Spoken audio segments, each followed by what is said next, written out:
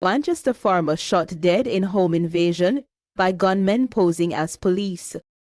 A quiet community in northwest Manchester was shattered by violence in the early hours of Tuesday when 30-year-old farmer O.J. Gooden was shot and killed by armed assailants who stormed his home.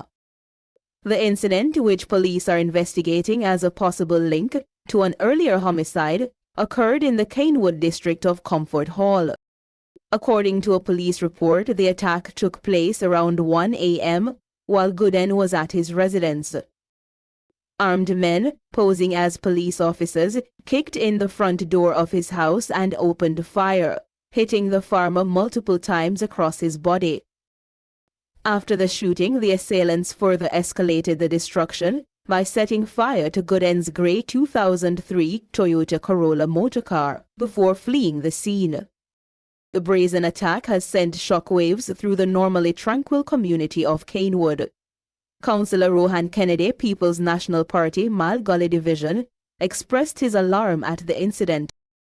Investigators from the Manchester Police are now actively probing a potential connection between Gooden's murder and another killing that took place in the Canewood area on October 12. The motive for the deadly home invasion remains unclear, as detectives work to piece together the circumstances leading to the young farmer's death. The community remains on edge as the search for the perpetrators continues.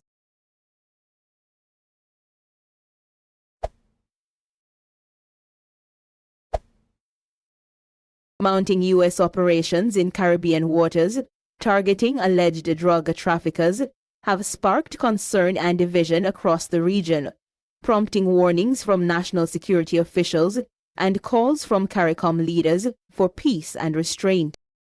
The developments come after a series of deadly U.S. airstrikes ordered by the Donald Trump administration against suspected drug trafficking vessels off the Venezuelan coast. Reports indicate that 2 nationals of Trinidad and Tobago were among those killed in one of the recent strikes. Their families say they were not drug dealers, claiming instead the men were murdered in cold blood by the U.S. government. At least 27 other people are believed to have died in the operations. The strikes have prompted advocacy groups to accuse the U.S. government of ignoring international law. In response to the escalating situation, the CARICOM heads of government met last week to discuss the security buildup and its potential impact on member states.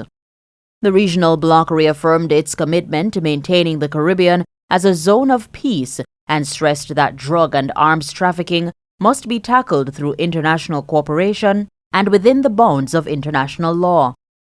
The CARICOM heads say dialogue is the answer to resolving disputes and conflict. But the government of Trinidad and Tobago initially reserved its position, refusing to sign onto the CARICOM statement. A day later, in a rare public break with regional bloc, the government in Port of Spain threw its full support behind the U.S. military strikes. Prime Minister Kamla Persad-Bissessar described the operations as necessary to create a true zone of peace. She insists the airstrikes are not aimed at law-abiding fisherfolk, but at those seeking to engage in illegal conduct in Caribbean waters.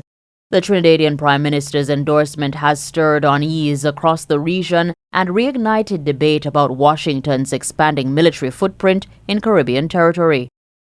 Meanwhile, in the Bahamas, National Security Minister Wayne Monroe has warned citizens to avoid high-speed vessels operating from Venezuela amid the heightened U.S. presence. Monroe stressed that anyone suspected of engaging in illegal activities should face the courts. As tensions rise, CARICOM leaders continue to push for dialogue over conflict, reiterating that peace, sovereignty, and cooperation must guide the region's response to growing external pressures.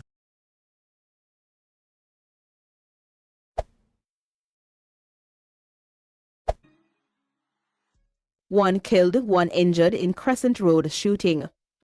A shooting attack on Crescent Road in Kingston on Saturday night has left 1 man dead and another injured, with police pointing to a long-standing gang conflict as the likely motive. The incident, which occurred sometime after 8 o'clock p.m., is now under investigation by the St. Andrew South Police. According to reports, 50-year-old Mark Clark of Spanish Town Road and another man were standing on Crescent Road when a red motorcar approached them. Armed men exited the vehicle and opened fire on the two before fleeing in the waiting car. Clark suffered multiple gunshot wounds to his back and both arms. The other victim was shot in the left arm and back. Both men were transported to a hospital where Clark was pronounced dead, while the injured man is currently being treated. Police have expressed concern about the area, directly linking the violence to an ongoing gang feud. In response to the shooting and the underlying tensions, residents can expect to see an increased police presence in the area as operations continue.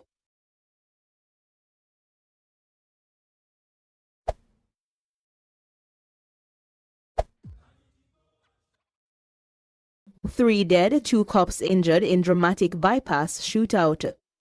A late-night police interception erupted into a fierce gun battle along the Linstead bypass on Tuesday, leaving 3 suspected gunmen dead and 2 members of the security forces wounded. The violent encounter unfolded around 10:30 p.m. when lawmen on an intelligence-led operation intercepted a white Toyota Axio motor car carrying 5 men. According to police reports, upon being signaled to stop, the men inside the vehicle immediately opened fire. The attack triggered a dramatic exchange of gunfire between the police and the occupants of the car. During the intense shootout, 2 policemen sustained gunshot injuries. 1 officer was treated and subsequently released, while the other remains hospitalized in what is described as a stable condition. 3 of the gunmen were hit during the exchange and were later pronounced dead at a medical facility. However, 2 other men managed to flee the scene under the cover of darkness, reportedly continuing to fire at the police as they escaped. 2 firearms were recovered from the scene, investigators confirmed in a statement. A major manhunt has since been launched across St. Catherine and surrounding parishes to capture the 2 fugitives. Police sources indicate that the interception was not a random operation, but part of a targeted initiative against armed criminal groups plaguing the region. The Independent Commission of Investigations, INDICOM, has been notified and has commenced a probe into the circumstances of the shooting, as is a standard procedure for police-involved incidents.